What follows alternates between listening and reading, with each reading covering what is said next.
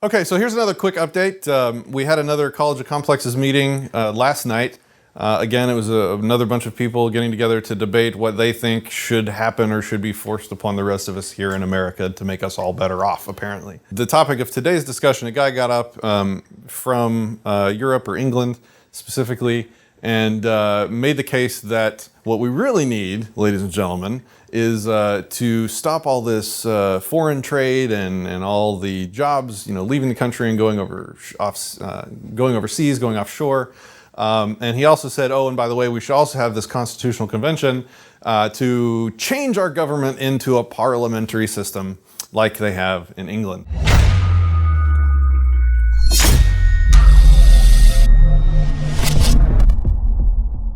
Because that's going to fix everything. So there was a lot of back and forth.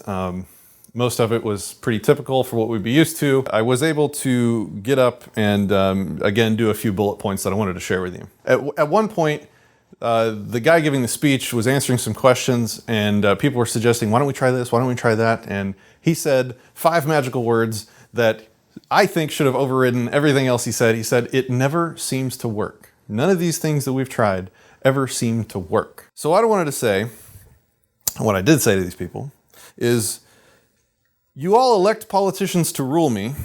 You get them to create laws to control me. You get them to make regulations to protect me. You get them to mete out wars on poverty and drugs for my safety. You fund this party and that cause and that law, all with my stolen and extorted money.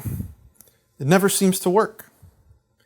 In inflation-controlled dollars, America has spent more money on the poor than the entire world's gross product 1 year back during the Roaring '20s. If every ounce of productivity from every human being on the planet for an entire year funneled through this system has done little to nothing, if not actually make things worse, then maybe, just maybe, government is not the answer.